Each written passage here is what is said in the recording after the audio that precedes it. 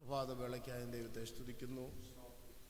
നിങ്ങളോടുകൂടെ ഒരിക്കൽ കൂടെ ഈ യോഗത്തിൽ പങ്കെടുപ്പാൻ എനിക്ക് ആയുസ്സ് നീട്ടി തന്നവർ ദൈവത്തെ സ്തുതിക്കുന്നു. നിങ്ങളെല്ലാം വീണ്ടും കാണുവാൻ കർത്താവ് ഇടവരുത്തിയല്ലോ. കർത്താവിൻ്റെ ദാസന്മാർ കടന്നു വന്ന വിശ്വാസ സമൂഹം, പ്രത്യേകിച്ച് വർഷങ്ങളായിട്ട് ഞങ്ങൾ ഒരുമിച്ച് ദുബായിൽ ആരാധിച്ചുകൊണ്ടിരുന്ന എൻ്റെ പ്രിയപ്പെട്ട സഹോദരൻ ഡോണി, ഇന്ന് ബോൽക്കാൽ ഞങ്ങൾക്ക് ഒരുമിച്ച് ദൈവത്തെ ആരാധിപ്പാൻ ഇടവരുത്തിയ ദൈവത്തെ സ്തുതിക്കുന്നു. ഈ ആരാധനയിൽ പങ്കെടുക്കാൻ all over from Trivandrum, Thiruvananthapuram നിന്നാണ്, വിധിര എന്ന് പറയുന്ന സ്ഥലത്തു നിന്നാണ് അദ്ദേഹം ഇവിടെ വന്നിരിക്കുന്നത്. അതുകൊണ്ട് ഞാൻ ദൈവത്തെ സ്തുതിക്കുന്നു. കർത്താവിൻ്റെ ദാസനെ ദൈവം ധാരാളമായി അനുഗ്രഹിക്കുമാറാകട്ടെ. ഈ ദേശവുമായിട്ട് അദ്ദേഹത്തിനൊരു ബന്ധമുണ്ട്. അദ്ദേഹം സഹോദരിയെ ഇതിനടുത്തുള്ള സ്ഥലത്ത് വിവാഹം ചെയ്തിരിക്കും ഈ അടുത്ത സമയത്ത്. അതുകൊണ്ട് ഞാൻ ദൈവത്തെ മഹത്വപ്പെടുന്നു.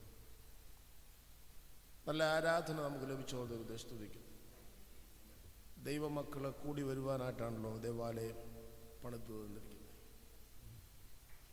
ദൈവം പണിതായിട്ടുള്ള മന്ദിരത്തിൽ ദൈവമക്കൾ ഒരുമിച്ച് കൂടി ദൈവത്തെ മഹത്വപ്പെടുത്തുമ്പോൾ നമുക്ക് മാത്രമല്ല, ഈ സമീപദേശത്തുള്ള അന്ധകാര ശക്തികൾ ഇളകണം. ദൈവം നമ്മെ നിയോഗിച്ചാക്കിയിരിക്കുന്ന അതിനു വേണ്ടിയാണ്, ദേശത്തിന് വേണ്ടി ഇടിവ് നിൽക്കാൻ, നശിച്ചു പോകുന്ന ജനത്തിന് വേണ്ടി ഇടിവ് നിൽപ്പാൻ. എരുമയാനോട് ചോദിച്ചതുപോലെ ഈ നിഹിതന്മാർക്ക് വേണ്ടി കരയുവാൻ എൻ്റെ കണ്ണുനീരുറവയും പിന്നെന്താണ് പറഞ്ഞ് തലയെ വെള്ളം കൊണ്ട് നിറയ്ക്കണം. നശിച്ചു പോകുന്നവർക്ക് വേണ്ടി കരയുക എന്നുള്ളൊരു വലിയ ദൗത്യമാണ്. ലോകത്തിൽ എന്ത് ലഭിക്കുന്നതിനേക്കാളും അപ്പുറമാണ് നമുക്ക് മറ്റുള്ളവർക്ക് വേണ്ടി പ്രാർത്ഥിപ്പാൻ ഒരവസരം കിട്ടിയാൽ നഷ്ടപ്പെട്ടു പോകാതെ പ്രാർത്ഥിപ്പാനും അവരുടെ വിടുതലിന് വേണ്ടി ഇടിവ് നിൽപ്പാനും നമുക്ക് കഴിയുന്നുവെങ്കിൽ അതാണ് ദൈവം നിയോഗിച്ചാക്കിയിരിക്കുന്ന ഏറ്റവും വലിയൊരു ദൗത്യം. ജോൺ ഉപയോഗിച്ചൊരു പദമുണ്ട്, നമ്മെ മറ്റുള്ളവരെ അനുഗ്രഹിപ്പാൻ വിളിക്കപ്പെട്ടവരാണ്. അപ്പം നമ്മൾ മറ്റുള്ളവരെ അനുഗ്രഹിപ്പാൻ വിളിക്കപ്പെട്ടവരെങ്കിൽ നാം അത് ചെയ്യണം. അതിനുവേണ്ടി ദൈവം നമ്മെ അനുഗ്രഹിച്ചിരിക്കുന്നു. അതുകൊണ്ട് ഈ പോൽക്കാലവും അല്ല, നമ്മുടെ ജീവിതയാത്രയിൽ നമ്മുടെ ഭവനങ്ങൾക്ക് വേണ്ടി, ബന്ധുമിത്രാദികൾക്ക് വേണ്ടി, നമ്മുടെ നെയ്ബേഴ്സിന് വേണ്ടി, ദേശത്തിന് വേണ്ടി ഇടിവിൽ നിന്ന് കരയുവാൻ നമുക്ക് ഇടയാകണം. ഈ ദിവസങ്ങളിൽ നിങ്ങളൊന്ന് ആത്മാർത്ഥമായി അത് പ്രവർത്തിച്ചേ പറ്റുള്ളൂ. സമയം അധികമില്ല. ഞാൻ എപ്പോഴും ഞങ്ങളുടെ ചർച്ച്, ഇച്ചിരി ത്രോട്ട് പ്രോബ്ലം ഉണ്ട്, ക്ഷമിക്കണം. എപ്പോഴും ഞാൻ ചർച്ചിൽ പറയുന്ന ഒരു കാര്യമുണ്ട്, നിങ്ങളുടെ അയൽക്കാർ തങ്ങളുടെ വീട്ടിൽ നെയ്ബറിങ് ഫുഡിൽ എവിടെയെങ്കിലും ഒരു പരാജയം പറ്റിയാൽ, ഒരു മകൻ സൂസൈഡ് ചെയ്താൽ, ഒരു ആപത്ത് പറ്റിയാൽ, യു ആർ റെസ്പോൺസിബിൾ. നിങ്ങൾക്ക് ആ ആപത്ത് ഒഴിച്ചു മാറ്റാൻ കഴിയുമായിരുന്നു. നിങ്ങൾ രാത്രിയാമങ്ങളിൽ ആ ദേശത്തിന് വേണ്ടി കരഞ്ഞിരുന്നുവെങ്കിൽ, ആ മനുഷ്യനോട് ഒരു വാക്ക് നിങ്ങൾ പോയി സുവിശേഷം പറഞ്ഞിരുന്നുവെങ്കിൽ, ആ മനുഷ്യൻ ആ തെറ്റ് ചെയ്തില്ലായിരുന്നു, അല്ലെങ്കിൽ ആ ഒരു പരാജയത്തിലേക്ക് പോകില്ലായിരുന്നു, അല്ലെങ്കിൽ ആ നിരാശയിലേക്ക് പോകില്ലായിരുന്നു. എന്താ നമ്മെക്കുറിച്ചൊക്കെ നമ്മൾ തന്നെ ഉദ്ദേശിച്ചിരിക്കുന്നത്? ദൈവം നമ്മെ വിളിച്ചിരിക്കുന്നത് വലിയ ഒരു ഉത്തരവാദിത്വത്തോടുകൂടിയാണ്. ഭയങ്കര റെസ്പോൺസിബിലിറ്റിയാണ് ദൈവം നമുക്ക് തന്നിരിക്കുന്നത്. അതൊരു പാസ്റ്ററിൻ്റെ ഉള്ളിൽ മാത്രം ഒതുങ്ങി നിൽക്കുന്നതല്ല. നിങ്ങൾ വിശ്വാസികളായ നമ്മളെല്ലാവരും വിശ്വാസ കൂട്ടത്തിലായിരുന്നു. നമ്മളെല്ലാവരും വിശ്വാസികളാണ് ഇപ്പോഴും. ഞാൻ കഴിഞ്ഞ പ്രാവശ്യമൊക്കെ നിങ്ങൾ ആർപ്പിച്ചതുപോലെ നാം ആരാണ്, നമ്മെ വിളിച്ചത് എങ്ങനെയാണ്? നമ്മളെ ശിഷ്യഗണത്തിലേക്കാണ് വിളിച്ചിരിക്കുന്നത്. എത്ര പേര് വിശ്വസിക്കുന്നു ഞാൻ ദൈവത്തിൻ്റെ ഡിസൈപ്പിളാണ്, ഒരു ശിഷ്യനാണ്? നമ്മളൊരാളോട് ഒരാളോട് ചോദിച്ചു കഴിഞ്ഞാൽ ക്രിസ്തുവിൽ എത്ര ശിഷ്യന്മാരുണ്ടെന്ന് വെച്ചാൽ 12 ശിഷ്യന്മാരെന്ന് പറയും. അത് ശരിയല്ല. അവർ അപ്പോസ്തലന്മാരാണ്. രക്ഷിക്കപ്പെട്ട് സ്നാനപ്പെട്ട് ക്രിസ്തുവിനോട് വരുന്ന എല്ലാവരെയും വിളിച്ചുകൊണ്ടിരുന്ന പേര് ഒറ്റ പേരാ. എന്താ? ശിഷ്യൻ. അപ്പൊ ഒരു ശിഷ്യന് ഒരുപാട് ഉത്തരവാദിത്വമുണ്ട്. നിങ്ങൾക്കറിയാം, അപ്പോസ്തല പ്രവൃത്തി 2-ാം അധ്യായത്തിൽ സഭയുടെ ആരംഭം കുറിക്കുന്നു. അവിടെ മുന്നോട്ട് വായിക്കുമ്പോൾ അവിടെ എഴുതിയിരിക്കുന്നു, ആ കാലത്ത് ശിഷ്യന്മാരുടെ എണ്ണം പെരുകി.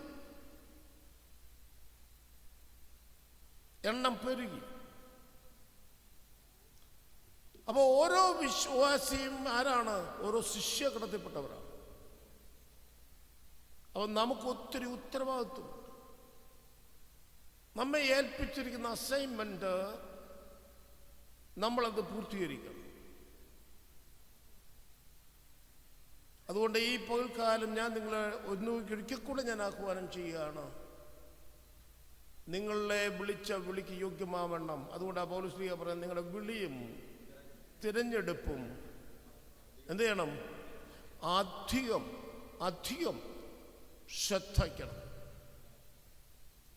ശ്രദ്ധിക്കണമെന്നല്ല, അധികം ശ്രദ്ധിക്കണം, അധികം ഉറപ്പാക്കണം.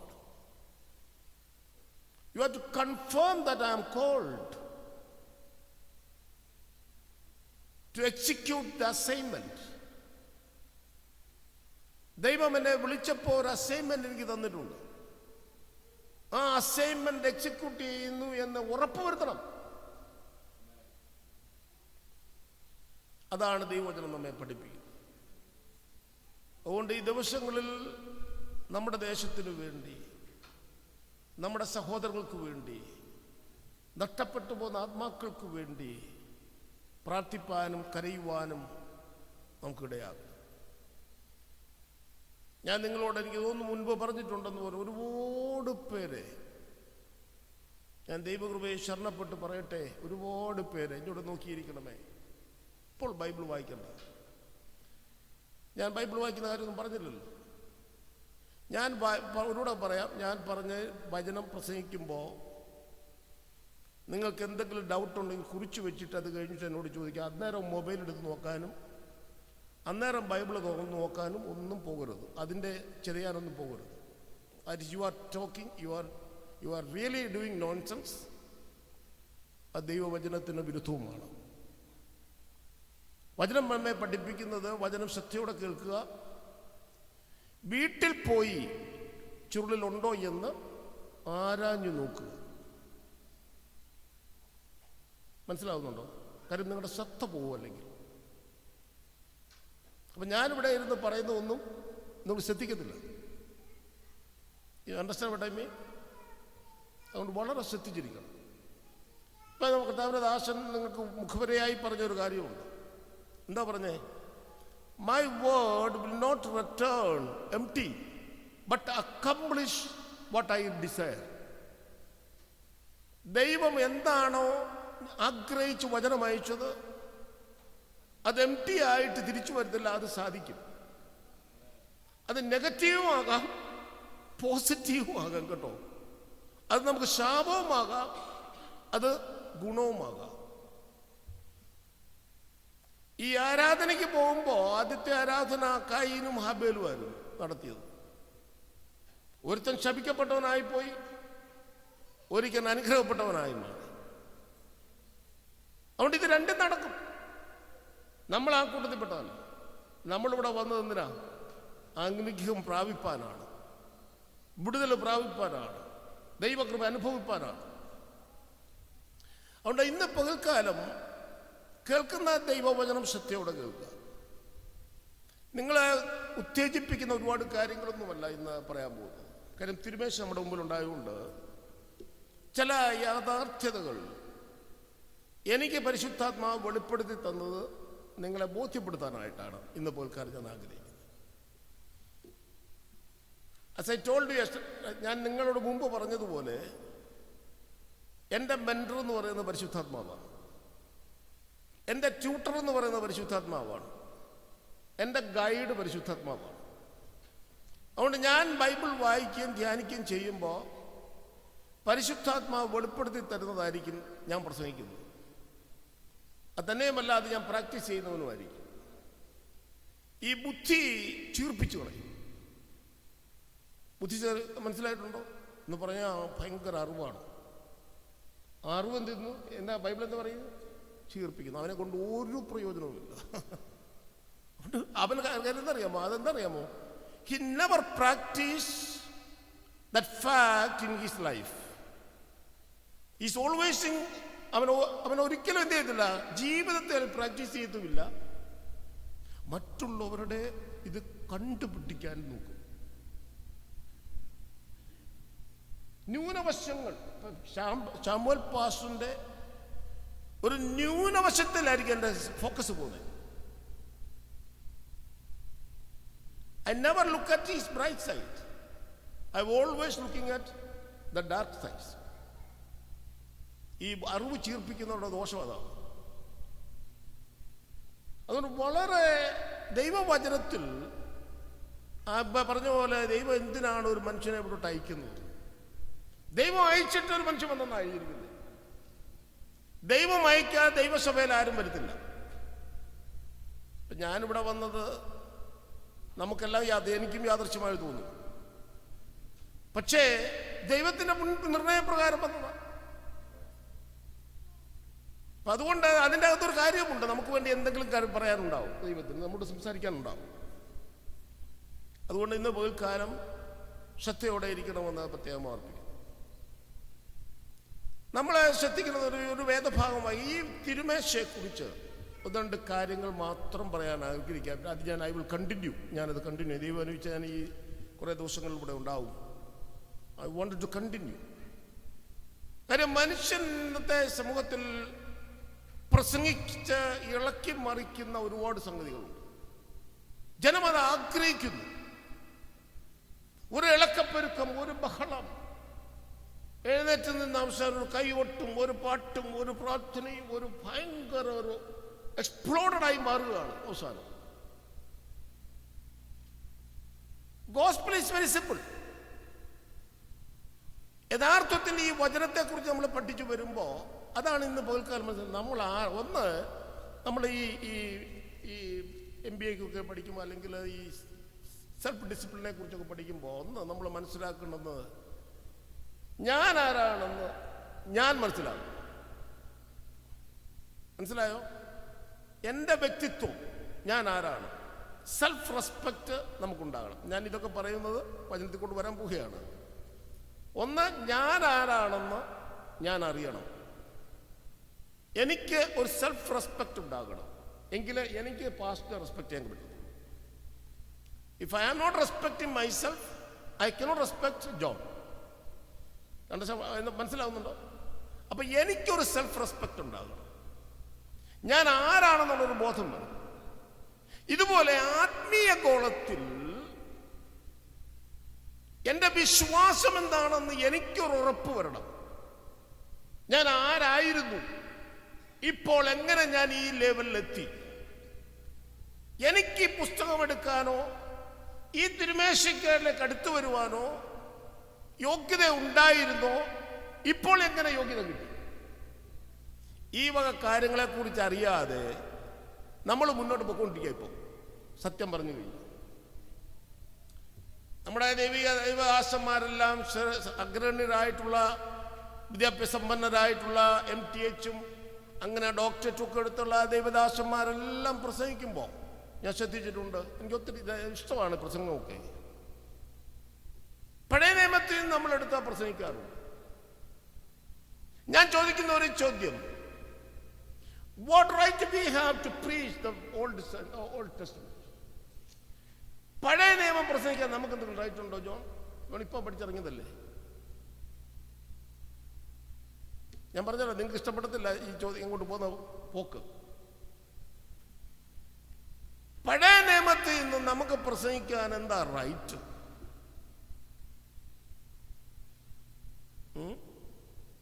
അബ്രഹാമിന്റെ അനുഗ്രഹം, who said that?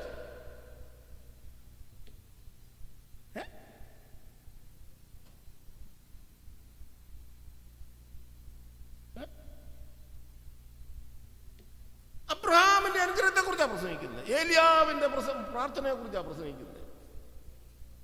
ഞാൻ ചോദിച്ചോട്ടെ, നമുക്ക് എന്തെങ്കിലും അവകാശമുണ്ടോ അബ്രഹാമിന്റെ അനുഗ്രഹത്തെ കുറിച്ച് ക്ലെയിം ചെയ്യാൻ?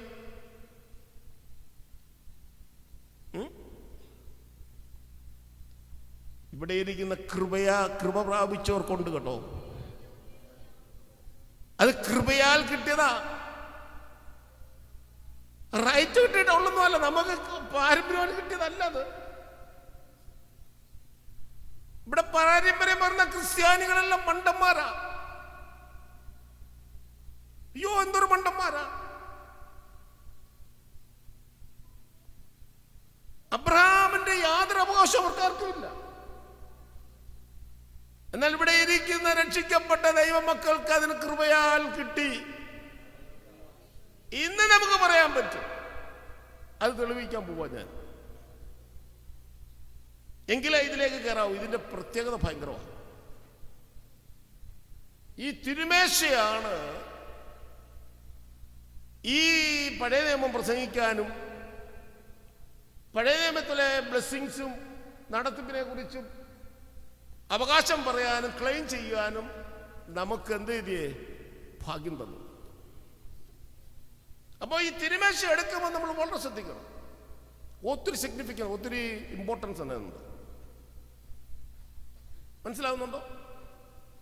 നമുക്ക് നോക്കാം. എബ്രായ ലേഖനം അതിന്റെ 13-ാം അധ്യായം 20-21 വാക്യങ്ങൾ നമുക്ക് വായിക്കാം. എബ്രായ ലേഖനം 13-ാം അധ്യായം 20-21 വാക്യം.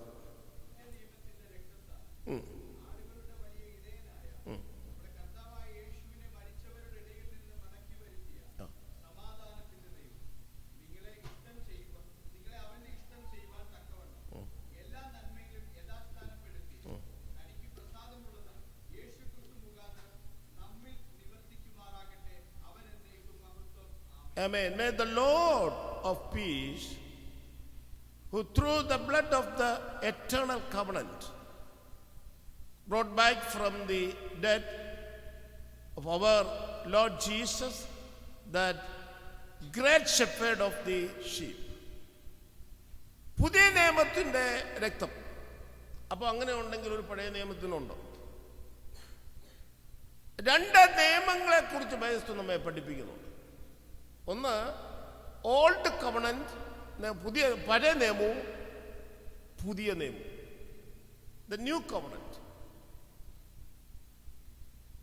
Old covenant was established by blood. രക്തത്തിൽ കൂടെയാണ് പഴയ ഉടമ്പടി നമുക്ക് ഉറപ്പിച്ചു കിട്ടിയത്. അത് കുഞ്ഞാടിന്റെ രക്തം കൊണ്ടാണ്, മൃഗത്തിന്റെ രക്തം ആണ് ആ ഉടമ്പടി നമുക്ക് ഉറപ്പിച്ചു തന്നത്. പക്ഷെ ആ ഉടമ്പടി മാഞ്ഞുപോയി. അത് ന്യായപ്രമാണത്തിലുള്ള ഉടമ്പടിയായിരുന്നു. ന്യായപ്രമാണത്തിന്റെ ഉടമ്പടിക്ക് നീക്കം വന്നു. അതാ എബ്രായ ലേഖനത്തിൽ നമ്മൾ വായിക്കുന്നതിന്റെ എബ്രായർ 7:11 വായിച്ചു. ലേവ്യ പൗരത്വം വായിച്ചാൽ പെട്ടെന്ന് വായിച്ചോട്ടെ. യെസ്, വന്നെങ്കിൽ അതിൻ കീഴല്ലോ. എന്നിട്ട്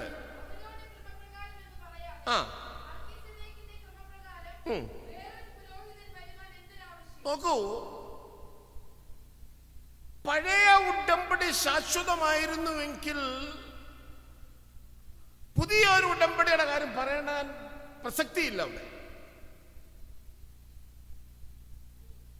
അത് ലേവി പൗരോഹിത്യത്തിൽ കൂടെ നമുക്ക് ലഭിച്ചതാണ്. ന്യായപ്രമാണമായിരുന്നു പഴയ ഉടമ്പടിയിൽ നമുക്ക് ലഭിച്ചത്. അതിന് യാഗങ്ങളും കർമ്മങ്ങളും റിച്വൽസും ഉണ്ടായിരുന്നു. എന്നാൽ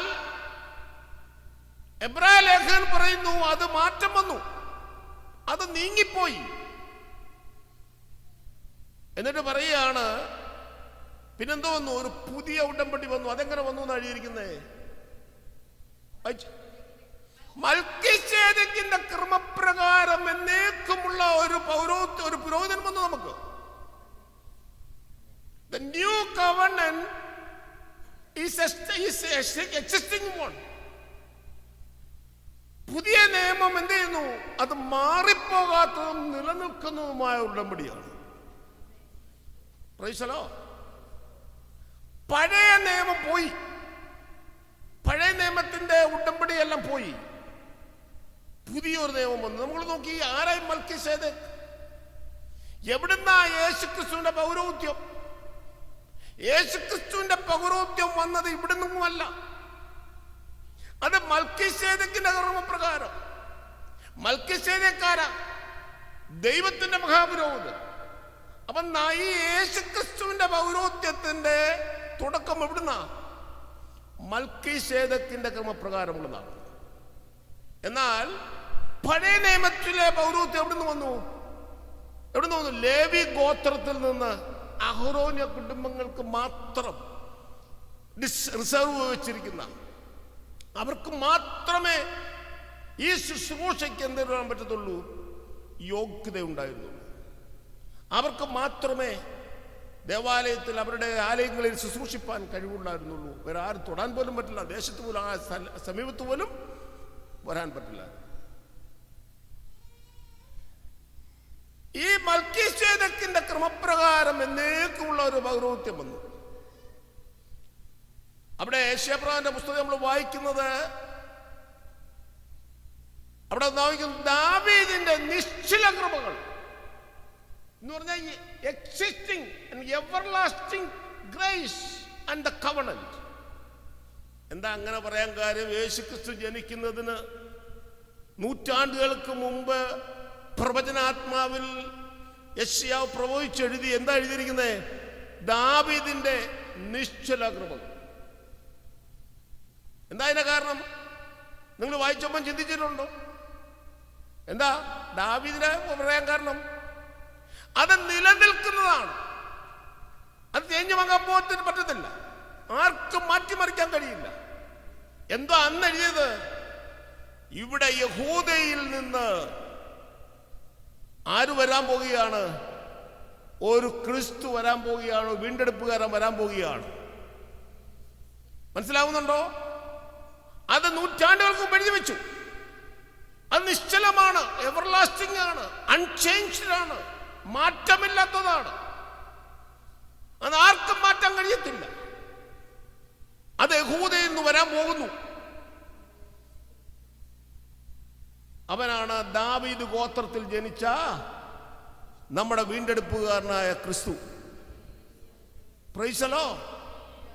നിങ്ങൾക്ക് മനസ്സിലായി കാണുമെന്ന് ഞാൻ വിശ്വസിക്കുന്നു. അതിന്റെ ഭാഗങ്ങളൊക്കെ എടുത്തു വായിക്കാൻ സമയമില്ലാത്തത് കൊണ്ടാണ്. അപ്പൊ ഈ ക്രിസ്തുവിൽ കൂടെ നമുക്ക് ലഭിച്ചതായിട്ടുള്ള ഈ എവർലാസ്റ്റിംഗ് കവണന്റ്, ഈ new covenant, it is established by the blood of Jesus Christ. ഈ കവണന്റ് എവിടെയാണ്?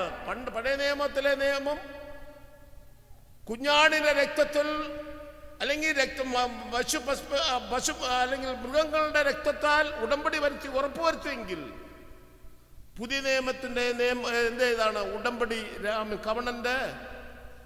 കുഞ്ഞാടിന്റെ രക്തത്താൽ അത് ഉറപ്പുവരുത്തി. ഇനി നിങ്ങൾ വെട്ടത്തിൽ നിന്ന് വായിച്ചു നോക്കിക്കേ.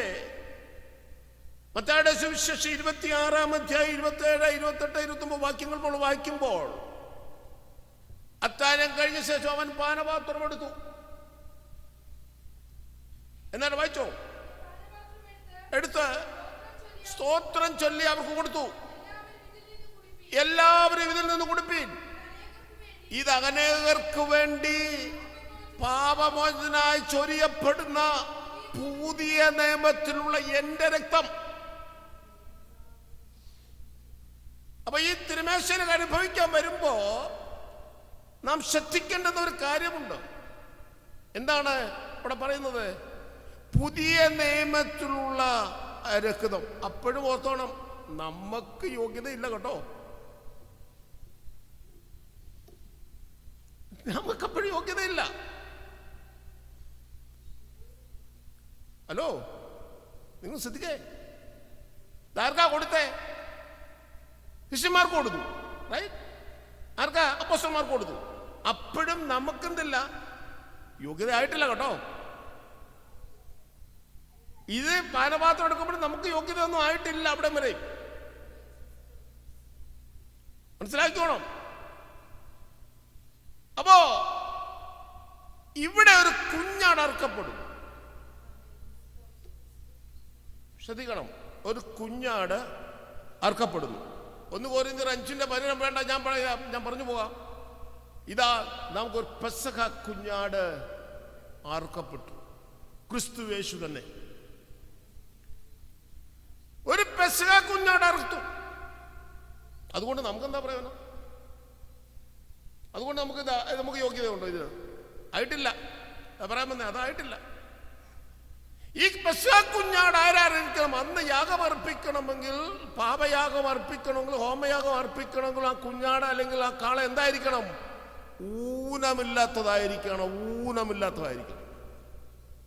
കറക്റ്റ്. ഈ പെസഹ കുഞ്ഞാടിന്റെ ക്വാളിറ്റി അവിടെ എഴുതി വെച്ചിട്ടുണ്ട്. അതിന്റെ എബ്രായ ലേഖനത്തിൽ തന്നെ അതിന്റെ 7-ാം അധ്യായം അതിന്റെ 13-14 വാക്യങ്ങളൊന്ന് വായിച്ചാട്ടെ. അല്ല, ഒന്ന് വായിച്ചോ. ഈ 26-28 വാക്യങ്ങൾ വായിച്ചു.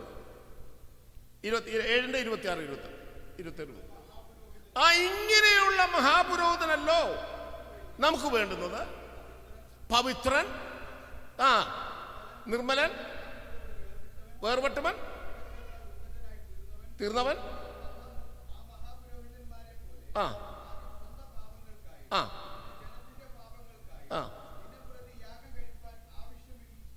ഇല്ലാത്തവൻ.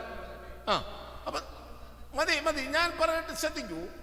അപ്പൊ ഈ നമുക്ക് വേണ്ടി യാഗമായി തീർന്ന കുഞ്ഞാടിന്റെ ക്വാളിറ്റീസ് എഴുതി വിളിച്ചിരിക്കുക. എന്നിട്ട് പറയാണ്, മറ്റ് മഹാപുരോഹിതന്മാരെ പോലെ തനിക്ക് വേണ്ടി യാഗം അർപ്പിക്കുന്നതിന് ആവശ്യം ഇരുന്നില്ല. പഴയ നിയമത്തിലെ പുരോഹിതൻ എന്ത് ചെയ്യണം? തനിക്ക് വേണ്ടിയും കുടുംബത്തിനു വേണ്ടിയും ജനത്തിനു വേണ്ടിയും യാഗമർപ്പിച്ച് ശുദ്ധീകരണം വരുത്തിയെന്ന് ഉറപ്പുവരുത്തണം. എന്നാൽ നമ്മുടെ ഈ മഹാപുരോഹിതൻ എന്തില്ല? അതിന്റെ ആവശ്യമില്ല.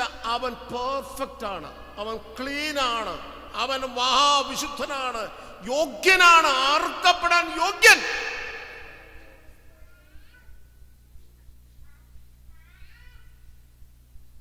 മഹാപുരോഹിതനായ സക്രിയ, അവസാനത്തെ മഹാപുരോഹിതനായ സക്രിയാവിന്റെ മകൻ യോഹന്നാൻ വിളിച്ചു പറഞ്ഞു,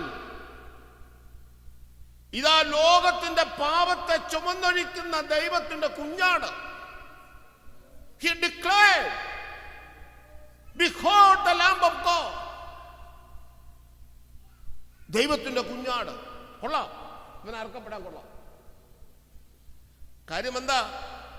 അന്ന് കൊണ്ടുവരുന്ന യാഗത്തിന് കൊണ്ടുവരുന്ന കുഞ്ഞാടുകളെ എല്ലാം എന്ത് ചെയ്യണം? മഹാപുരോഹിതൻ സർട്ടിഫൈ ചെയ്യണം. ഇത് ഊനമില്ല എന്ന് മഹാപുരോഹിതൻ ഉറപ്പുവരുത്തണം. ഇവിടെ മഹാപുരോഹിതന്റെ മകൻ പറയുകയാണ്, കൊള്ളാം, ഈ കുഞ്ഞാട് അറുക്കപ്പെടാൻ യോഗ്യൻ. വെളിപ്പാട് പുസ്തകത്തിലേക്ക് വരുമ്പോൾ അവിടെ എഴുതിയിരിക്കുന്നു, ഇവൻ അറുക്കപ്പെട്ടു, കുഞ്ഞാട് അറുക്കപ്പെട്ടു. ഭാഷയിൽ നിന്നും, ഗോത്രത്തിൽ നിന്നും, വംശത്തിൽ നിന്നും, ജാതികളിൽ നിന്നും അവൻ ജനത്തെ വിലയ്ക്ക് വാങ്ങി. Price the Lord. അപ്പോ കുഞ്ഞാട്, പഴയ നിയമത്തിന്റെ കുഞ്ഞാടും പുതിയ നിയമത്തിലെ കുഞ്ഞാടും തമ്മിലുള്ള വ്യത്യാസം മനസ്സിലായല്ലോ. പഴയ നിയമത്തിന്റെ നിയമം എസ്റ്റാബ്ലിഷ് ചെയ്തത് മൃഗങ്ങളുടെ രക്തം കൊണ്ടാണെങ്കിൽ പുതിയ നിയമത്തിന്റെ നിയമം എസ്റ്റാബ്ലിഷ് ചെയ്തത് കുഞ്ഞാടിന്റെ രക്തം എന്ന് പറഞ്ഞാൽ ഒരിക്കലും നശിച്ചു ബ്ലെമിഷല്ലാത്ത, യാതൊരു പാപവുമില്ലാത്ത, ഊനമില്ലാത്ത, കുറവില്ലാത്ത ദൈവത്തിന്റെ പുത്രനായ ക്രിസ്തു തന്നെ കുഞ്ഞാടായി വന്ന് നമ്മുടെ പാപത്തിന്, മാനവരാശിയുടെ പാപത്തിന് യാഗമായി തീർന്നു. The redemption was complete, perfect.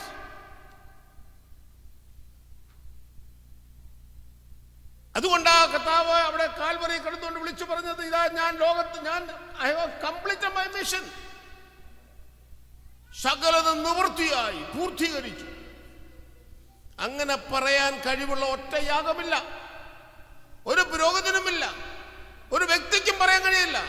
പക്ഷെ കർത്താവ് പറഞ്ഞു, എന്റെ മിഷൻ പൂർത്തിയാക്കി. റൈറ്റ്? എന്നാൽ ഇവിടെ കൊണ്ടും നമുക്ക് യോഗ്യത വല്ലതും ഉണ്ടോ? അയ്യോ ഒന്നും ആയിട്ടില്ല, ഒന്നും ആയിട്ടില്ല. യോഹന്നാന്റെ സുവിശേഷം 1-ാം അധ്യായം 12-ാം വാക്യത്തിൽ നമ്മൾ വായിക്കുന്നു, അവനെ കൈക്കൊണ്ട് അവന്റെ നാമത്തിൽ വിശ്വസിക്കുന്ന ഏവനും ദൈവമക്കളാകുവാൻ. അവിടെ തുടങ്ങുക, നമ്മൾ സ്റ്റാർട്ട് ചെയ്യാ, നമ്മുടെ ലൈഫിലോട്ട് പോവാ. മനസ്സിലാവുന്നുണ്ടോ? അപ്പൊ നമ്മുടെ ചാൻസ് വരിക, ഒരു ശിഷ്ട അവിടെ ഒരു ചാൻസ് നമുക്ക് വരികയാണ്. ഞാൻ ചോദിച്ചോട്ടെ, എനിക്ക് ഒരുപാട് ഭാഗങ്ങൾ എടുത്ത് വായിക്കണമെന്ന് ആഗ്രഹമുണ്ട്, പഠിപ്പിക്കണമെന്ന് ആഗ്രഹമുണ്ട്. പക്ഷെ ഞാൻ ഒഴിച്ചു പോവാം. കർത്താവ് വന്നത് എന്തിനു വേണ്ടി? ന്യായപ്രമാണത്തിൽ നിന്നുള്ളവരെ വിലയ്ക്ക് വന്നാൽ അവിടെ എഴുതി വെച്ചിട്ടുണ്ട്. കറക്റ്റ്? ന്യായപ്രമാണത്തിൽ നിന്നുള്ളവരെ വിലയ്ക്ക് വാങ്ങാൻ വന്നു. പക്ഷെ കൃപയാൽ മുൻപേ ദൂരസ്ഥരായിരുന്ന നാം, പുറംപരപ്പിൽ എറിയപ്പെട്ട നാം, പാപികളായിരുന്ന നാം, ആർക്കും വേണ്ടായിരുന്ന നാം, എല്ലാവരും ഉപേക്ഷിക്കപ്പെട്ട നാം, ജാതികളായ നാം, ഈ പദവിയിലേക്ക് വരുവാൻ ദൈവം നമുക്ക് അവസരം തന്നു. നമ്മൾ നോക്കുക, എഫെസ്യ ലേഖനം 2-ാം അധ്യായത്തിന്റെ 1 മുതൽ ഭാഗങ്ങളൊന്ന് വായിച്ചു നോക്കിക്കേ, അല്ലെങ്കിൽ 13 മുതലുള്ള ഭാഗങ്ങളായാലും മതി, 1 മുതൽ 8 വായിച്ചു നോക്കിക്കോ.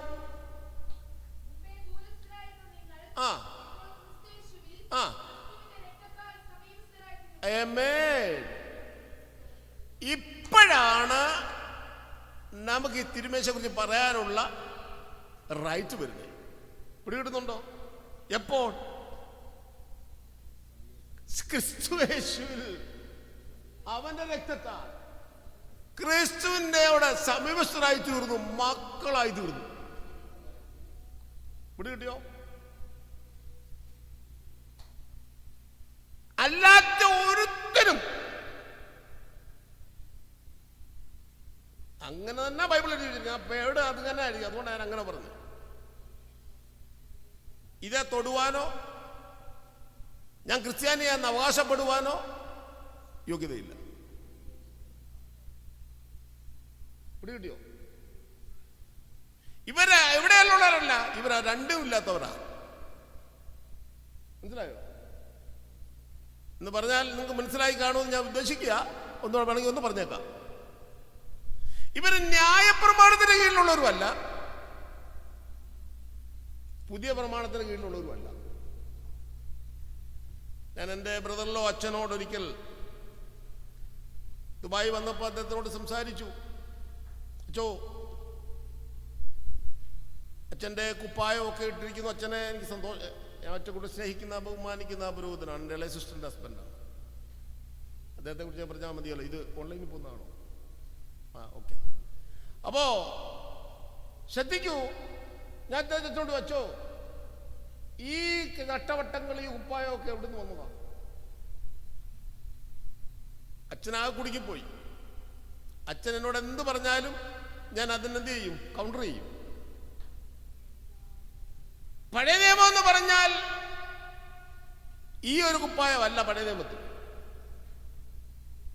പഴയ നിയമത്തിന്റെ കുപ്പായം ഇന്ന് കേരളത്തിൽ ഒരു മനുഷ്യനും, കേരളത്തിനല്ല ഈ ലോകത്തിലെ ഒരു മനുഷ്യനും ഇപ്പൊ തരുന്നില്ല, ഇസ്രായേലല്ലാതെ. പഴയ നിയമത്തിന്റെ കുപ്പായം ധരിച്ച ഒരൊറ്റ പുരോഹിതനുമില്ല. എന്തെല്ലാം കോപ്രായങ്ങൾ ഈ നമ്മുടെ പണ്ട് നാരായണത്വ ഭ്രാന്തൻ എന്ന് പറഞ്ഞാൽ നിങ്ങൾക്കൊന്നും അറിയത്തില്ല. സണ്ണിക്ക് ഓർമ്മയുണ്ടോ? ഇല്ല, സണ്ണി ഇവിടെ നമുക്ക് വിട്ടുപോയിട്ടില്ലേ? ഇവിടെ ഒരാളുണ്ടായിരുന്നു നാരായണത്വ ഭ്രാന്തൻ. ശ്രദ്ധിച്ചിട്ടുണ്ടോ? ഇവിടെ അടൂരിങ്ങനെ കറങ്ങി കിടക്കും. ഇവിടെ എന്തോ കിട്ടാലും കരുതൽ കാണിച്ചു. ബാബുജാൻ ഓർമ്മയുണ്ടോ? അല്ലേ, എന്തോ ഇട്ടാലും വഴി കാണുന്നതിന് മൊത്തം എടുത്ത് കരുതലും കിട്ടും. എത്ര മാലയാ കരുത കിടക്കുന്നറിയാം. പുള്ളിക്ക് അറിയത്തില്ല എന്തുവാണെന്നുള്ളത്. പുള്ളി ഇവിടെ കിടന്ന് ഉറങ്ങുന്നത്, ഈ സ്ട്രീറ്റിലാണ് കിടന്ന് ഉറങ്ങുന്നത്, ബസ് സ്റ്റാൻഡിൽ. അതിന് ഞങ്ങൾ ഇട്ടിരിക്കുന്ന പേരാ നാരായണത്വ ഭ്രാന്തൻ. ചില വിദ്വാൻമാരെ കണ്ടിട്ടില്ലേ? കുപ്പായ 1, 2, 3, പിന്നെ ഉള്ള മാലകളെല്ലാം തല വലിച്ചിട്ടിരിക്കുക. ഇതെന്തിനാന്ന് അങ്ങാരോട് ചോദിച്ചാൽ അങ്ങാർക്കും അറിയത്തില്ല. ഇവിടെ കിട്ടിയോ? എന്നാ പഴയ പ്രമാണത്തിലുള്ള പുരോഹിതനോട് ചോദിച്ചാൽ നീ ധരിച്ചിരിക്കുന്ന വസ്ത്രം എന്തിന്റെ ഓരോ കാര്യങ്ങളും ഒരു തൊങ്ങലിന്റെ വേലയും അവൻ പറഞ്ഞു തരും. അതിനർത്ഥമുണ്ട്, പറഞ്ഞു തരും. തിരിച്ചല്ലേ? കാര്യം അത് ഡിസൈൻ ചെയ്തിരിക്കുന്ന ദൈവം. ഈ പുരോഹിതനല്ലെന്നായിരുന്നു ഡിസൈൻ ചെയ്തിരിക്കുന്നത്. ആ ന്യായപ്രമാണ പ്രകാരമുള്ള പുരോഹിതൻ ധരിക്കേണ്ടുന്ന വസ്ത്രം ഡിസൈൻ ചെയ്തിരിക്കുന്നത് സ്വർഗമാണ്. അതിൽ ആർക്കും കളിക്കാൻ പറ്റത്തില്ല. അങ്ങാർക്കറിയത്തില്ലെങ്കിലും വയലും നമ്മുടെ കയ്യിലുണ്ട് അങ്ങനെ ഇട്ടിരിക്കുന്ന സാധനം എന്തൊക്കെയാണെന്ന്. അപ്പൊ ഞാൻ പുരോഹിതനോട് ചോദിച്ചോ ഈ കുപ്പായം എന്ന്? ഇനിയും പുതിയ പ്രമാണത്തിൽ ഇങ്ങനെ കുപ്പായം ഉണ്ടോ? എവിടെങ്കിലും എഴുതിച്ചിട്ടുണ്ടോ? അതുമില്ല. അപ്പൊ അച്ഛൻ ആകെപ്പാടെ കുഴപ്പമായി. അച്ഛൻ പറഞ്ഞു തോന്നിട്ട് നമുക്ക് വേറെ കാര്യങ്ങൾ സംസാരിക്കാമെന്ന്. സബ്ജക്റ്റ് മാറ്റി. അപ്പൊ ഞാൻ പറഞ്ഞതിന്റെ ആശയം നിങ്ങൾക്ക് മനസ്സിലായി കാണും. നാം എടുക്കുന്ന വിശ്വാസം, നാം ആചരിക്കുന്ന ആചാരം, നാം എടുക്കുന്ന വിശുദ്ധ മേശയെ കുറിച്ച് വ്യക്തത നമുക്ക് വേണം. അത് നാം ആരാണെന്നുള്ള ബോധം നമുക്ക് വേണം. ഇതെങ്ങനെ നമുക്ക് ലഭിച്ചു? ഇതിലേക്ക് കരം നീട്ടുവാനുള്ള യോഗ്യത നാം ആരായിരുന്നു എഴുതി വെച്ചിരിക്കുന്നത്? മുമ്പേ നമ്മൾ ദൂരസ്ഥ. പിന്നെ വായിച്ചോ മോളെ.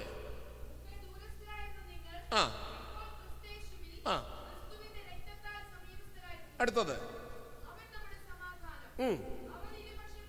അവൻ സ്വർഗത്തെയും ഭൂമിയെയും ഒന്നാക്കി തീർത്തു. വേർപാടിനെ നടിച്ചവർ ഇടിച്ചു കളഞ്ഞു. ഇരുപക്ഷത്തെയും ഒന്നാക്കി തീർത്ത് ചട്ടങ്ങളും കൽപ്പനകളും എന്ന് പറഞ്ഞ ന്യായപ്രമാണത്തിന്റെ സകല നൂലാമാലകളും ഇടിച്ചു കളഞ്ഞ്. ഞാൻ ചോദിച്ചോട്ടെ, ന്യായപ്രമാണ പ്രകാരം എനിക്കോ നിങ്ങൾക്കോ ഈ ദേവാലയത്തിൽ കയറാൻ പറ്റുമോ? പറ്റുമോ പാസ്റ്റേ?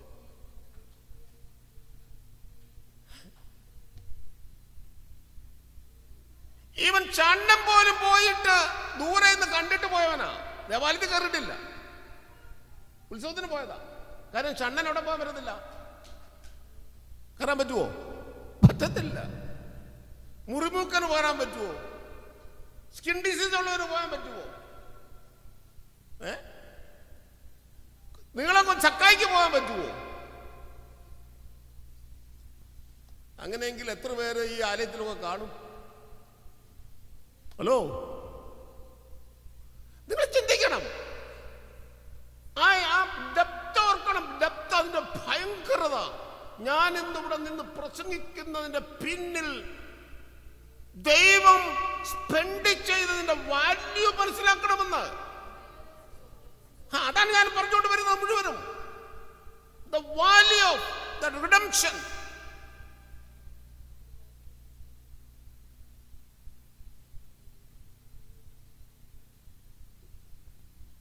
അപ്പൊ ഇരുപക്ഷത്തെ ഒന്നാക്കി തീർത്ത് വേർപാടിനെ നടിച്ചവർ ഇടിച്ചു കളഞ്ഞ്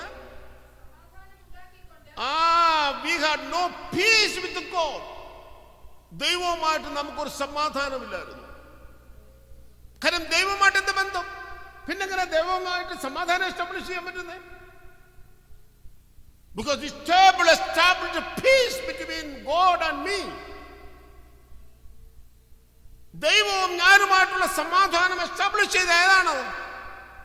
ഈ തിരുമേശ. പിന്നെന്താ എഴുതിയിരിക്കുന്നത്? തന്നിൽ ഒരേ പുതുമാര്. കണ്ടോ, വരികയാണേ, നമ്മുടെ വിഷയത്തിലേക്ക് കടന്നു വരിക.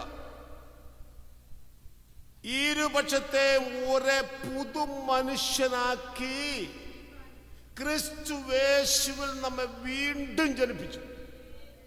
പുതിയ മനുഷ്യനാക്കി. പഴയ സാമുവൽ ആന്റണി അല്ല, പഴയ തോമസ് കുട്ടി അല്ല, പഴയ കോളിനല്ല, പഴയ ജീവനല്ല. ഇപ്പോൾ ക്രിസ്തുവേശുവിൽ ഒരു പുതിയ സൃഷ്ടിയാക്കി മാറ്റി. കൃപയാൽ, by the grace of God.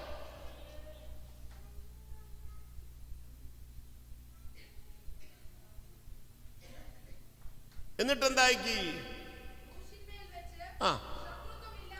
എന്താ ശത്രുത്വം? എന്ത് ശത്രുത്വം? നമ്മളും ദൈവവുമായിട്ട് ഭയങ്കര ശത്രുക്കളായിരുന്നു.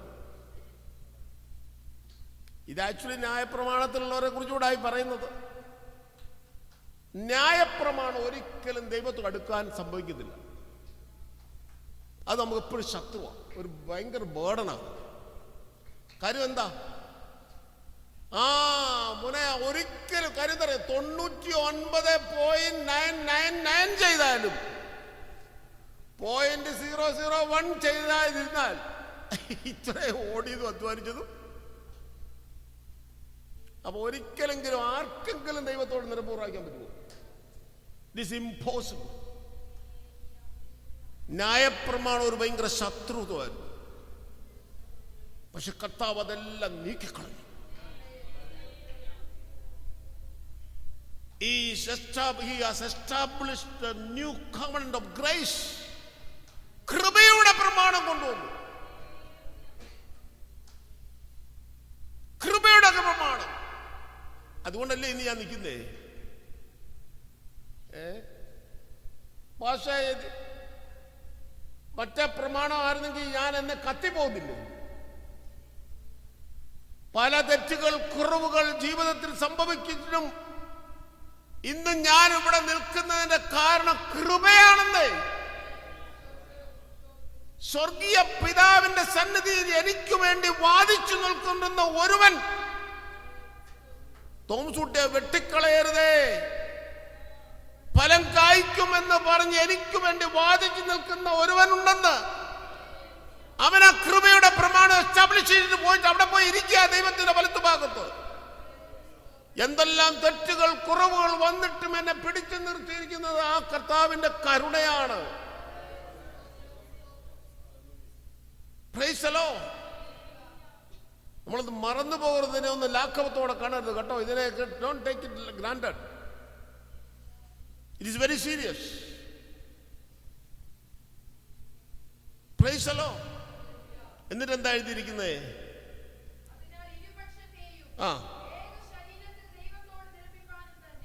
അടുത്തത് സമാധാനം. അടുത്തത്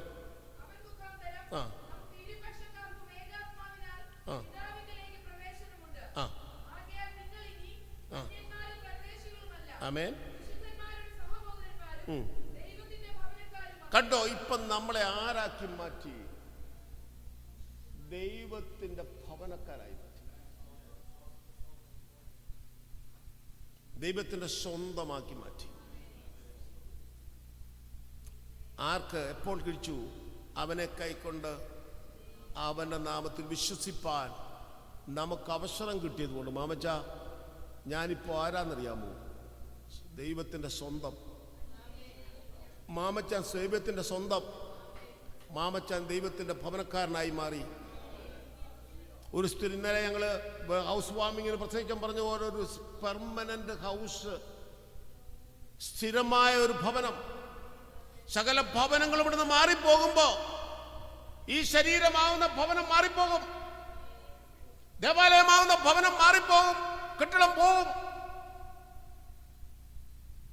നാം ഉണ്ടാക്കി വെച്ചിരിക്കുന്ന ഈ കെട്ടിടം എല്ലാം മാറിപ്പോകും.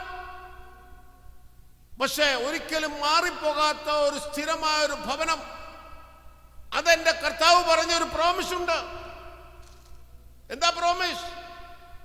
നിങ്ങളുടെ ഹൃദയം കലങ്ങി പോകരുത്.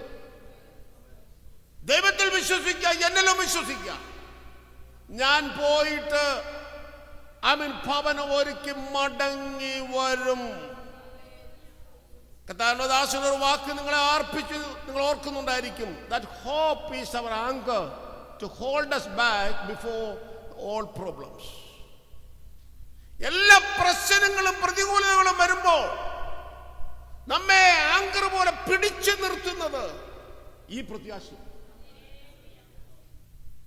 ഈ ഹോപ്പാണ്. ആ ഭവനം നമുക്ക് ദൈവം തന്നിരിക്കുന്നു, ഉറപ്പ് തന്നിരിക്കുകയാണെന്നേ. Praise the lord. തിരുമേശയിലേക്ക് അടുത്ത് വരുമ്പോൾ ആർക്കേ ഇതിന് യോഗ്യതയുള്ളൂ നമ്മൾ പറഞ്ഞുകൊണ്ട് വന്നേ? മക്കളാവുന്നവർക്ക് മാത്രം. മക്കൾക്ക് മാത്രമേ ഇതിലേക്ക് പങ്കെടുപ്പാൻ യോഗ്യതയുള്ളൂ, വേറെ ആർക്കും യോഗ്യതയില്ല.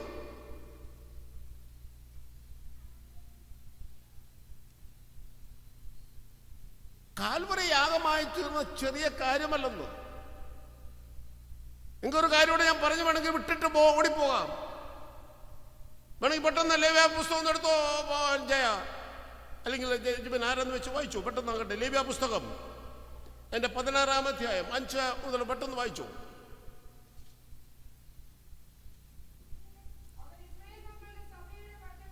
ആ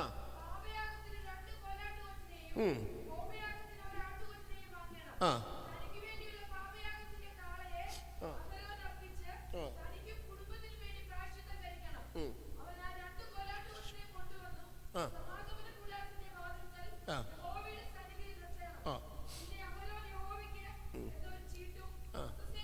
ഇനി ബാക്കി ഞാനങ്ങ് പറഞ്ഞു പോയാൽ പെട്ടെന്ന് ഞാനങ്ങ് പറഞ്ഞു പോവാം. അപ്പോ നിങ്ങൾ ശ്രദ്ധിക്കണേ. ഇനി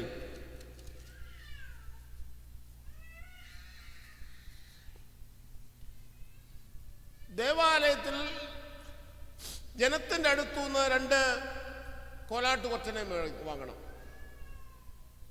അത് പാപയാഗത്തിനുള്ളതാണ്. അതൊന്ന് ഒരു ആടുണ്ട്, ആടിനെ അറുത്ത് പുരോഹിതൻ ശുദ്ധി വരുത്തി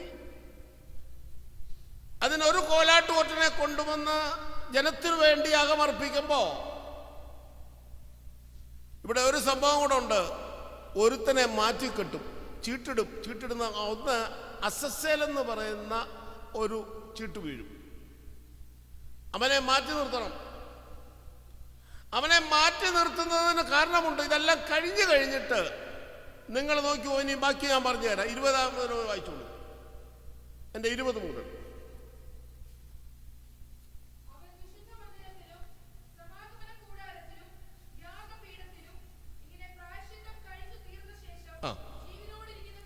ജീവനോടിരിക്കുന്ന കോലാട്ട് കൊറ്റൻ.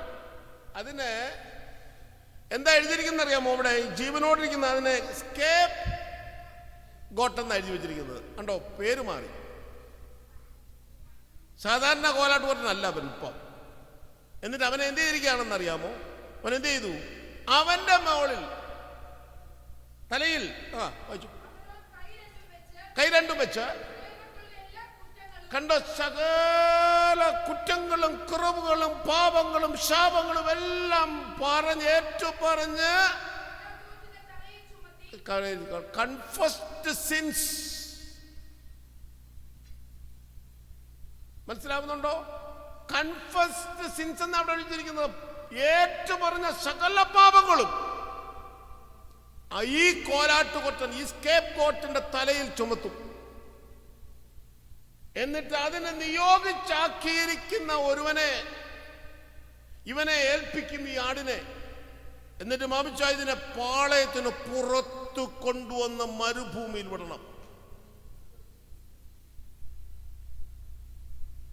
അവനെ വിട്ടേക്കണം.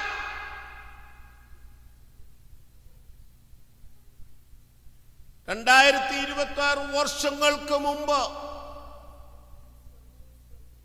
ദൈവത്തിന്റെ തേജസ്സിൽ വസിച്ചതായിട്ടുള്ള ദൈവത്തിന്റെ പുത്രനായ ക്രിസ്തു ഭൂമിയിലേക്ക് ഇറങ്ങി വന്ന് നമ്മുടെ ശാപവും നമ്മുടെ പാപവും നമ്മുടെ അതിക്രമങ്ങളും എല്ലാം വഹിച്ചുകൊണ്ട് പാളയത്തിന് പുറത്ത് 3 ആണിമേൽ ക്രൂശിൽ തറയ്ക്കപ്പെട്ട് എന്റെ പാപങ്ങൾ ചുവന്നൊഴിച്ച കുഞ്ഞാടിന്റെ രക്തം. അതാണ് സ്കേപ്പ് ഗോട്ട്. യേശുവിനെ വിളിക്കുന്ന അങ്ങനെയാണ്, അർക്കപ്പെട്ട കുഞ്ഞാട്. He carried out the confessed sins.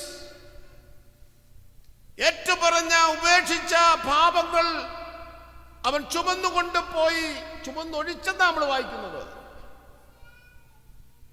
നമ്മെ വീണ്ടെടുക്കുവാൻ, നമ്മെ യോഗ്യയാക്കി തീർക്കുവാൻ.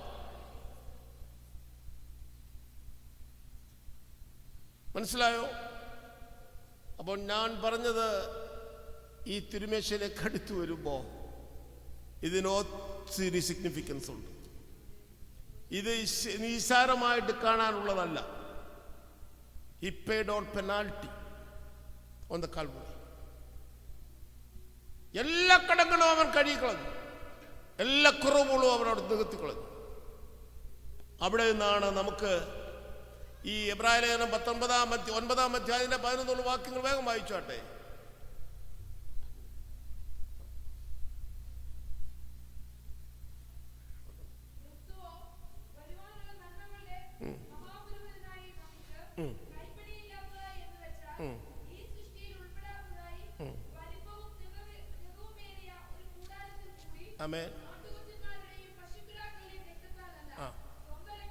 സ്വന്തം രക്തത്താൽ തന്നെ ഒരിക്കലായിട്ട് വിശുദ്ധ മന്ദിരത്തിലേക്ക് പ്രവേശിച്ച്, കണ്ടോ, എന്നേക്കുമുള്ള എവർലാസ്റ്റിംഗ് റിഡംപ്ഷൻ, എന്നേക്കുമുള്ള വീണ്ടെടുപ്പ് സാധിപ്പിച്ചു.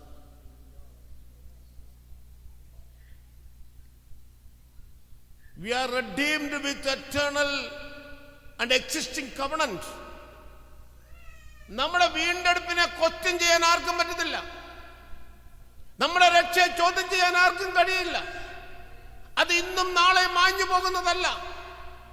അതെവിടം വരെ നിൽക്കുന്ന, നിത്യതയിലുമല്ല, അവസാനം വരെയും നമ്മളെ നിലനിൽക്കുന്നതാണ്.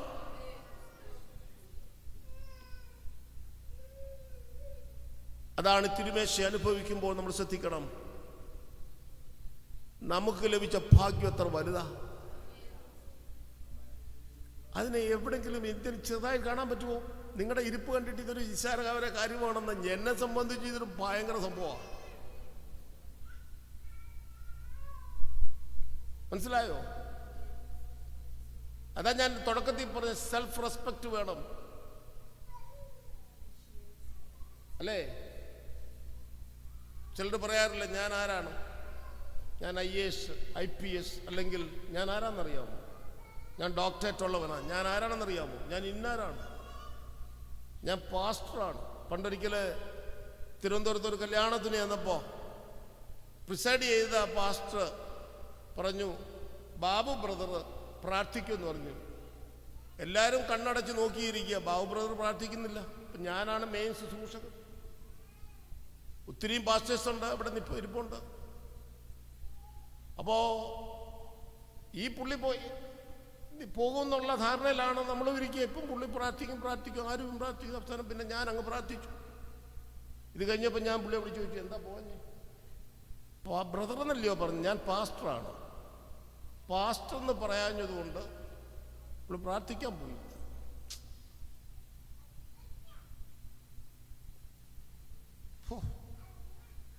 നമ്മളൊക്കെ അങ്ങനെ അല്ലയോ? നമ്മുടെ എക്സലൻസി പറഞ്ഞില്ലെങ്കിൽ, നമ്മുടെ എഡ്യൂക്കേഷനെ കുറിച്ചൊന്ന് വായിക്കാൻ ചെയ്യില്ലെങ്കിൽ, ഏറ്റവും വലിയ പദവി എന്ന് പറയുന്നത് നാം ദൈവമക്കളാണെന്നാണ്. ഇഫ് സംബഡി കോൾ, എന്നെ ചിലർ വിളിക്കും, ദിവദാസോ, എനിക്ക് ഭയങ്കര ഇഷ്ടമാണ്. എന്നെ പാസ്റ്റർ എന്ന് വിളിക്കുന്നതിനും എന്നെ വേറെ എന്ത് വിളിക്കുന്നതിനേക്കാളും ഭയങ്കര സന്തോഷം അറിയാമോ? ദൈവത്തിൻ്റെ ദാസൻ എന്നുള്ള പേര്. കാര്യം എന്തറിയാമോ? അതിൻ്റെ വില വലുതായതുകൊണ്ടാണ്. ഈ IPS-ഉം IAS-ഉം ഈ MBA-യും അല്ലെങ്കിൽ ഡോക്ടറേറ്റും അല്ലെങ്കിൽ ഈ മെഡിസിനും FRCS-ഉം ഒന്നും നത്തിങ്. FRCS എടുത്തവനെ വേണമെങ്കിൽ 10 കോടി കൊടുത്തിട്ടായിരിക്കാം എടുത്തത്. IPS എടുത്തവൻ ചിലപ്പം ലക്ഷങ്ങൾ കോടികൾ കൊടുത്തിട്ടുണ്ടാകാം. പക്ഷെ എന്റെ പദവി എനിക്ക് തന്നതിന് ലോകത്തിൽ ആർക്കെങ്കിലും അസസ് ചെയ്യാൻ പറ്റുമോ അതിന്റെ വാല്യൂ? മാസ്റ്ററെ, അതിന് കർത്താവ് ഒരു വാല്യൂ ഇട്ടിട്ടുണ്ട്. എന്താണെന്നറിയാമോ? ഈ ലോകത്തേക്കാ വലുതാണ്, അല്ലേ? നിന്റെ പ്രാണൻ കളഞ്ഞാൽ ഈ ഒരു മനുഷ്യന്റെ പ്രാണന്റെ വില ഈ ലോകത്തേക്കാൾ വിലയേറിയത്. അപ്പൊ അതിന്റെ വാല്യൂ നിശ്ചയിക്കാൻ ആർക്കും കഴിയത്തില്ലെന്നേ. അതുകൊണ്ട് ദൈവദാസനായി ദൈവമക്കളായി തീരുവാൻ നമുക്ക് ഭാഗ്യം ലഭിച്ചു. ഇനിയും ഞാൻ അവസാനിപ്പിക്കുമ്പോൾ ഒരു കാര്യം പറഞ്ഞു നിർത്താം, ബാക്കി പിന്നെ പറയാം. ഇപ്പോൾ എനിക്കും നിങ്ങൾക്കും അബ്രഹാം പിതാവേ എന്ന് വിളിക്കാനുള്ള യോഗ്യത കിട്ടി. മനസ്സിലായോ? എന്താ കാര്യം? വിശ്വാസികൾ അത്രേ അബ്രഹാമിന്റെ മക്കൾ. ഇപ്പൊ മനസ്സിലായോ? ഇപ്പോൾ നമുക്ക് വാഗ്ദത്തങ്ങൾ ഓരോന്നായി ക്ലെയിം ചെയ്യാൻ അവകാശം കിട്ടി. Now we have right to claim all promises of God through Jesus Christ. യേശു ക്രിസ്തുവിൽ കൂടെ നമുക്ക് എന്ത് ലഭിച്ചു? അബ്രഹാമിന്റെ സകല അനുഗ്രഹങ്ങൾക്കും സകല വാഗ്ദത്തങ്ങൾക്കും നാം യോഗ്യരായി തീർന്നു എന്ന് ബൈബിൾ നമ്മെ പഠിപ്പിക്കുന്നു. എപ്പോൾ? ഈ തിരുമേശ സാക്രിഫൈസ് മൂലം അവനെ രക്ഷയിൽ കൂടെ രക്തത്തിൽ കൂടെ നമ്മെ വിലയ്ക്കു വാങ്ങി. We are adopted. അവന്റെ ഭവനത്തിലേക്ക് നമ്മെ അഡോപ്റ്റ് ചെയ്തു. ആരുടെ ഭവനത്തിലേക്ക്? ദൈവത്തിന്റെ ഭവനത്തിലേക്ക് എന്നെ അഡോപ്റ്റ് ചെയ്തു എന്ന് എഴുതി വെച്ചിരുന്നത് ബൈബിളിന്റെ വാക്കുകളാണ് ഞാൻ ഈ പറയുന്നില്ല കേട്ടോ. എന്നെ ദത്തെടുത്തു, അവകാശികളാക്കി മാറ്റി. ഇന്ന് സകല വാഗ്ദത്തങ്ങൾക്കും ഞാൻ യോഗ്യനാണ്. കൃപയാൽ. ഇന്ന് പകൽക്കാലം ഞാനും നിങ്ങളും തിരിച്ചറിയണം എൻ്റെ പൊസിഷൻ എന്താണ്, ഞാൻ ആരാണ്. അതാ ഞാൻ തുടക്കത്തിൽ പറഞ്ഞേ, you have to have self respect. കാരണം ഞാൻ ദൈവത്തിന്റെ പൈതലാണ്, ഞാൻ ദൈവത്തിന്റെ വിശ്വാസിയാണ്. ഞാൻ അബ്രഹാമിന്റെയും ഇസ്ഹാക്കിന്റെയും യാക്കോബിന്റെയും അബ്ബാ പിതാവേ എന്ന് വിളിക്കാൻ പുത്രത്തിന്റെ ആത്മാവിനെ ലഭിച്ചവനാണ് ഞാൻ. അത് യേശുക്രിസ്തുവിന് മാത്രമേ ഉണ്ടായിരുന്നുള്ളൂ. അവൻ ആ ഗതസമനെ തോട്ടത്തിൽ കിടന്നുകൊണ്ട് അബ്ബാ ഫാദർ എന്ന് വിളിച്ച് നിലവിളിച്ചു തന്റെ പിതാവിനെ. ഇന്ന് പകൽക്കാലം എനിക്കും കോളിനും ഷാർലിക്കും ജോണിനും മാമച്ചായനും എല്ലാവർക്കും അബ്ബാ ഫാദർ എന്ന് വിളിക്കുവാനുള്ള പുത്രത്തിന്റെ ആത്മാവിനെ ലഭിച്ചത് കൃപയാൽ. അതുകൊണ്ട് നമുക്ക് പറയാൻ കഴിയും, അബ്രഹാം പിതാവേ. അല്ലാത്ത ഒരു പുള്ളിക്കും ഞാൻ പറയാം, ഒരിക്കൽ കൂടെ എന്ത് തറപ്പിച്ച് പറയാം, രക്ഷിക്കപ്പെട്ട് സ്നാനപ്പെട്ട് ക്രിസ്തുവിനോട് ചേരാത്ത, ക്രിസ്തുവിന്റെ മക്കളായി തീരാത്ത ഒരു പുള്ളിക്കും ഇതിനുള്ള യോഗ്യതയില്ല. അതാരോ ആയിക്കൊള്ളട്ടെ. കഴിഞ്ഞ ദിവസം ഞാൻ ആ വീട്ടിൽ പ്രസംഗിക്കാൻ പറഞ്ഞ പോലെ, അത് പുരോഹിതനാകാം, പോപ്പാകാം, ഐമേനിയാകാം, ആരോ ആയിക്കൊള്ളട്ടെ, അതിനുള്ള യോഗ്യതയില്ല. ഇത് അവകാശം തന്നിരിക്കുക, പുത്രത്തിന്റെ അവകാശം നമുക്ക് തന്നിരിക്കുക. മക്കളെങ്കിലോ അവകാശം കൃപയാ നമുക്ക് ലഭിച്ചു. അപ്പൊ ഈ തിരുമേശയാണ് ഇതിന് കാരണം. അതുകൊണ്ടാണ് ഞാൻ പറഞ്ഞത്, ഈ തിരുമേശയിലേക്ക് അടുത്ത് വരുമ്പോൾ നിങ്ങൾ ശ്രദ്ധിക്കണമേ എന്ന് പറയാം. വേറെ ആർക്കും എടുക്കാൻ പാടില്ല എന്ന് പറയുന്നതിൻ്റെ കാരണം അതാണ്. ഇതിന് വിലയുണ്ട്, ഇതിൻ്റെ വില വലുതാണ്. ആർക്കും അസസ് ചെയ്യാൻ കഴിയത്തില്ല, ആർക്കും നിശ്ചയിക്കാൻ കഴിയത്തില്ല. അതുകൊണ്ട് ഇന്ന് പകൽക്കാലം ഈ തിരുമേശയിലേക്ക് അടുത്ത് വരുമ്പോൾ ഞാൻ ആരായിരുന്നു എന്ന് ഓർക്കണം. എങ്ങനെ എനിക്കിതിന് ഭാഗ്യം ലഭിച്ചു? നിങ്ങൾ ആരായിരുന്നു, ഞാൻ ആരായിരുന്നു എന്ന് ഞാൻ ഓർത്തിട്ട് എനിക്ക് ലഭിച്ചതായിട്ടുള്ള ഈ ഭാഗ്യ പദവി കൃപയാൽ സ്വർഗം എനിക്ക് തന്നതാണ്. ആരും നശിച്ചു പോകാതെ നിത്യജീവൻ പ്രാപിക്കേണ്ടതിന് ദൈവം ലോകത്തെ സ്നേഹിച്ചു നമ്മൾ എഴുതി വെച്ചിരിക്കുന്നത്.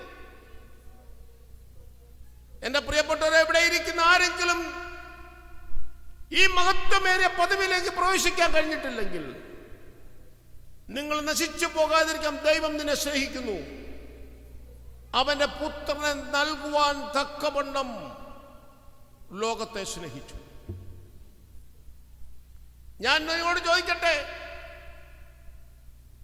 ഞാൻ ഈ ജോണിനെ വീണ്ടെടുക്കുവാൻ, അല്ലെങ്കിൽ ജോണിന് വേണ്ടി, ജോണിനെ രക്ഷിക്കാൻ എനിക്ക് വിലയേറിയ ഒന്ന് ഞാൻ എടുത്ത് അതിന് കൊടുക്കുകയാണെന്നുണ്ടെങ്കിൽ ഞാൻ ആർക്കാ വാല്യൂ കൊടുക്കുന്നത്? എന്നിലുള്ള ഈ വിലയേറിയ സാധനത്തിനാണോ അതോ ജോണിനാണോ വാല്യൂ കൊടുക്കുന്നത്? ജോണിന്. അവനെ വീണ്ടെടുക്കാൻ എന്റെ കയ്യിലിരുന്ന സകലതും എന്ത് ചെയ്തു? ഞാൻ വലിച്ചെറിഞ്ഞു. എന്തിനു വേണ്ടി? ഈ ജോണിനെ രക്ഷിക്കാൻ. ബിക്കോസ് ഞാൻ ഇതിനേക്കാൾ ഏറ്റവും വില കണ്ടത് ആരെയാ? ജോണിനെയാ. Praise the lord. ഹോ, എനിക്ക് ചിന്തിക്കാൻ പോലും കഴിയുന്നില്ല ദൈവസ്നേഹത്തിന്റെ ഡെപ്ത്. സ്വന്തം പുത്രനെ ആദരിക്കാതെ വലിച്ചെറിഞ്ഞു. എവിടെ? കാൽവറി. ഈ ലവ് ഓൺ ദ കാൽവറി. ദൈവസ്നേഹത്തിന്റെ ആഴം വെളിപ്പെടുത്തി. അത് കൃപയാ നമുക്ക് ലഭിച്ചു. അതുകൊണ്ട് ഇന്ന് പകൽക്കാലം ഇതെടുക്കുമ്പോൾ തന്നെത്താൻ ശോധന ചെയ്ത്, ഞാൻ ഇതിന് യോഗ്യതയുള്ളവനാണ്, ഞാൻ I am fit for it to partake this table. അത് ഓർത്തുകൊണ്ട്, ധ്യാനിച്ചുകൊണ്ട്, വിശുദ്ധിയോടെ ഇതിലേക്ക് കടന്നു.